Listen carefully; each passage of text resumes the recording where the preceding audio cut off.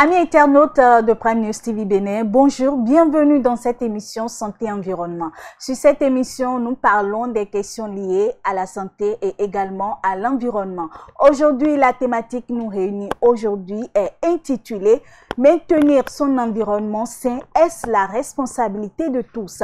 Maintenir son environnement sain, est-ce la responsabilité de tous? Pour en parler, j'ai à mes côtés un confrère journaliste spécialiste des questions liées à l'environnement. Il a pour nom Alain Tosno. Bonjour. Bonjour, chers consoeurs. Comment vous allez? Je vais très bien. D'accord. Merci d'avoir accepté notre invitation. C'est moi qui vous remercie. D'accord. Alors, la toute première question que je m'en vais vous poser, c'est de savoir, quand on parle d'environnement, de quoi s'agit-il?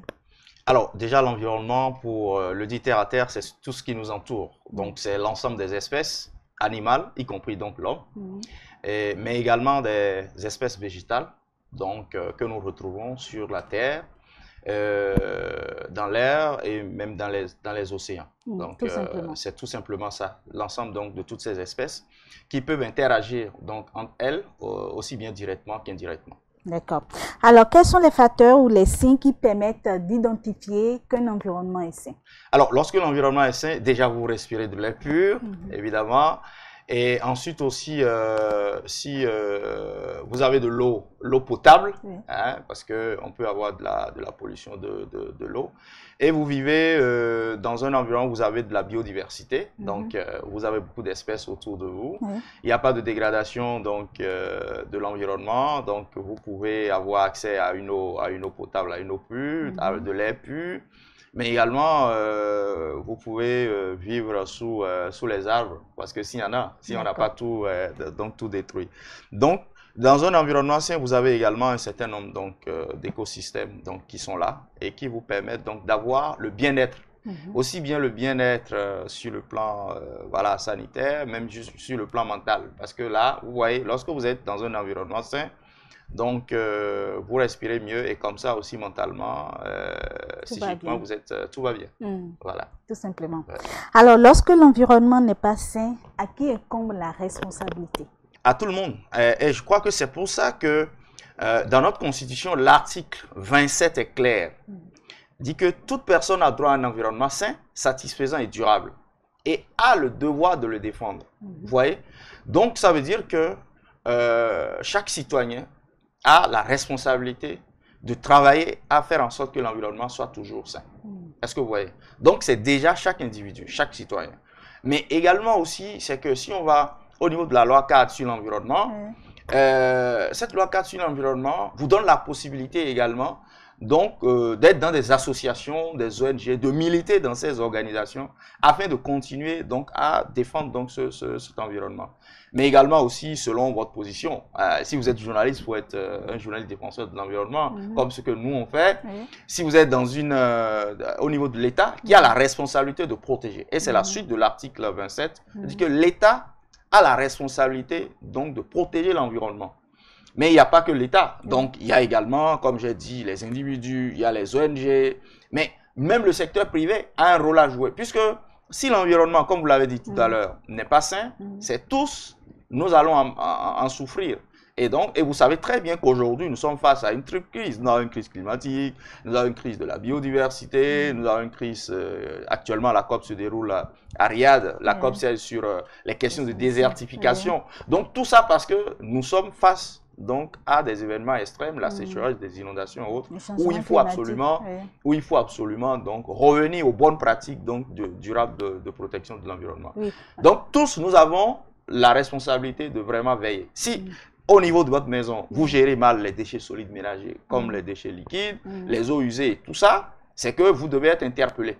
Et nous avons un certain nombre donc, de tests de loi donc, qui ont été pris. Et là, il faut saluer tout le travail qui a été fait par notre Assemblée générale et notre Assemblée nationale pour doter notre pays d'un certain nombre donc, d'instruments juridiques qui permettent justement d'aller vers la sauvegarde. Je vais donner un exemple. Dans la maison, par exemple, chaque habitation a l'obligation, selon la loi portant hygiène publique, d'avoir une poubelle dans la maison, d'avoir une toilette et de veiller à ce que, effectivement, les eaux usées ne soient pas déversées aux abords des rues et autres. Donc, la responsabilité individuelle, elle commence déjà là. Maintenant, les communes aussi ont été responsabilisées. Donc, j'ai parlé des individus, des organisations, mais également les collectivités territoriales. Donc, aujourd'hui, par exemple, c'est que la loi portant hygiène publique, donc, fait obligation aux collectivités territoriales, donc, de mettre en place un système de bonne gestion, donc, des déchets solides ménagers, mais également de tout ce qui est, donc, comme déchets liquides, notamment les eaux usées.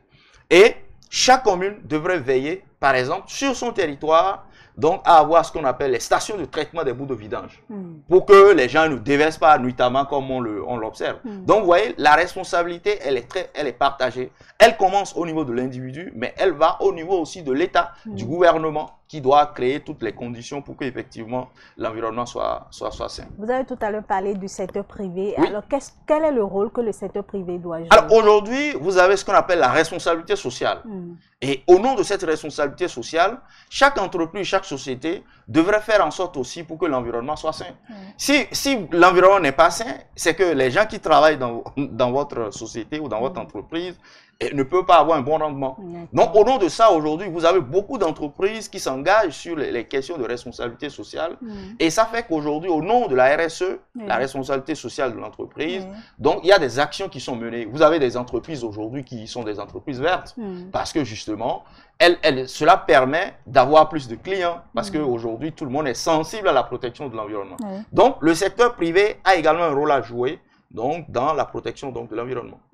Alors, parlons du rôle de l'État. À part la mise en place des lois et des règlements et autres, qu'est-ce que l'État doit faire de façon précise? L'État doit veiller à l'application déjà des lois. Est-ce qu'on en est à ce niveau-là? Bon, c'est là où effectivement on peut être, je dirais que le bilan est mitigé.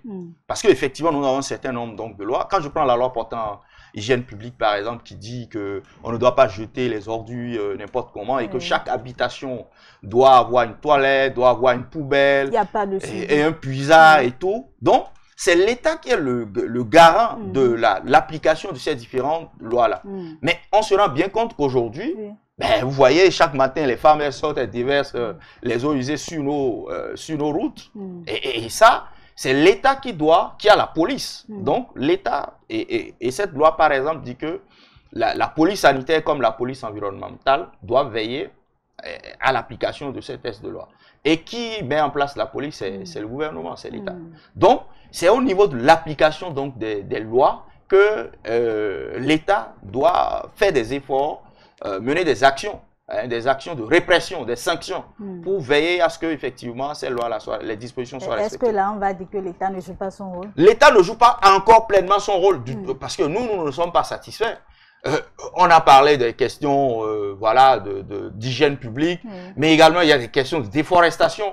Vous avez aujourd'hui la criminalité faunique qui est, même si ces dernières années, on a vu comment, par exemple, on a raisonné ou interpellé un certain nombre d'individus, mais à ce niveau également, aujourd'hui, vous voyez, quand vous quittez, comment on appelle, Dassa ou bien au niveau de Boïcon et autres, un peu partout, vous voyez des gens qui traînent des gibiers comme ça, voilà. Or, il y a parmi donc ces espèces-là qui sont tuées, il y a des espèces qui sont protégées. Et c'est l'État qui a la responsabilité de veiller à ce que effectivement ces espèces-là ne soient pas, donc ne disparaissent pas. Donc vous voyez à quel niveau, c'est au niveau de la répression que l'État, mais également aussi l'État doit soutenir les ONG et les associations. L'État fait un effort, mais l'effort est insuffisant puisque nous voyons que le rythme de dégradation et le rythme de protection, il y a problème. Vous voyez, quand on prend par exemple la journée nationale de l'arbre, mais effectivement, chaque année, l'État fait des efforts pour planter des arbres.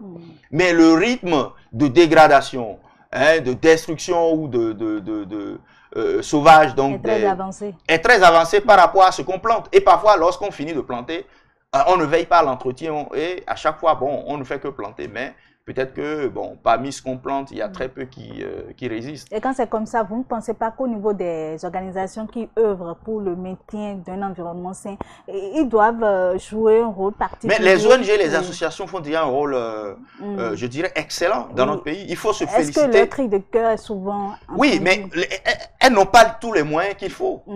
Déjà, vous voyez, une petite ONG, elle va faire son expérience dans une petite localité. Et lorsqu'elle finit, il revient à l'État qui a les moyens qui a les moyens non seulement à travers donc, nos ressources, voilà, le budget national, mais également l'État a la capacité d'aller chercher d'autres ressources pour pouvoir accompagner ces ONG-là à passer à l'échelle, c'est-à-dire passer d'une simple localité ou d'une seule localité à plusieurs. Donc, vous voyez, donc les ONG, les associations font un travail formidable, seulement elles ont besoin d'être accompagnées pour que leur action ait un grand impact. Parce que pour l'instant, on a des impacts un peu isolés, par-ci, par-là, mais on n'a pas encore l'impact qu'il faut. Est-ce que vous voyez? Parce qu'on voit très bien que si vous prenez au niveau de la biodiversité, au niveau donc de nos forêts, ou forêts classées, par exemple, qui sont détruites, elles sont détruites aujourd'hui malheureusement, alors qu'on n'est pas un pays de forêts.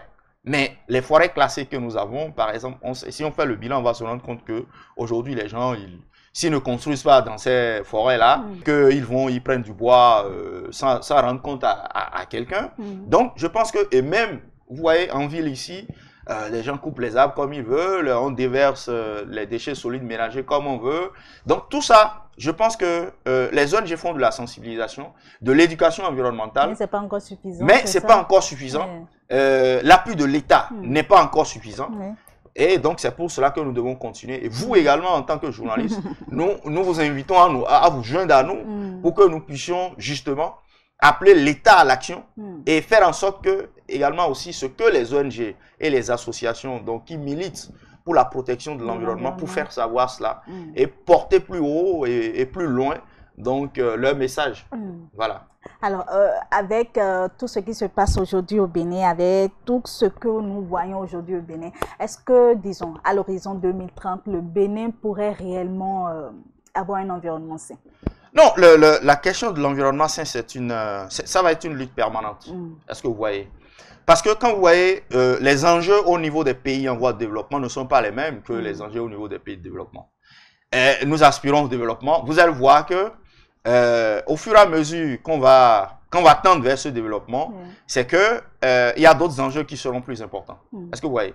Nous, on commence déjà par l'industrialisation avec la GDIZ qui est là, mais vous allez voir qu'il y a d'autres défis qui vont émerger, notamment la question donc, de la pollution par des produits chimiques. Donc, vous voyez, dans les pays développés, c'est vraiment ça. Et nous, on parle de déchets solides ménagers parce qu'eux, ils ont fini de régler ça. Nous, on n'a pas encore fini. Donc, au fur et à mesure qu'on va aspirer vers ce développement, il y a des défis qui vont apparaître, notamment la pollution des eaux par les industries. Et ça, il faut continuer. C'est une bataille de longue haleine. On ne va pas en finir. Mais nous devons veiller dans tout ça à maintenir au moins notre cadre de vie sain pour continuer à vivre. Sinon, nous allons disparaître.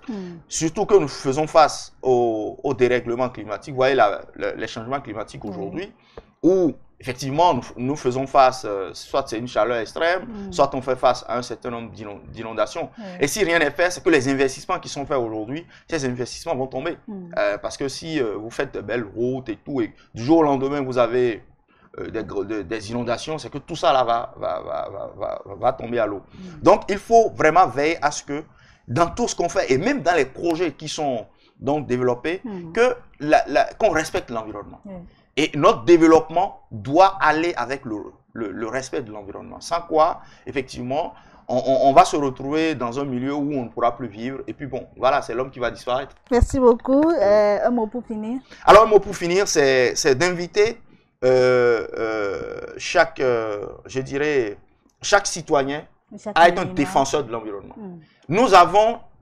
chaque citoyen a le devoir et la responsabilité de défendre. C'est notre constitution qui le dit.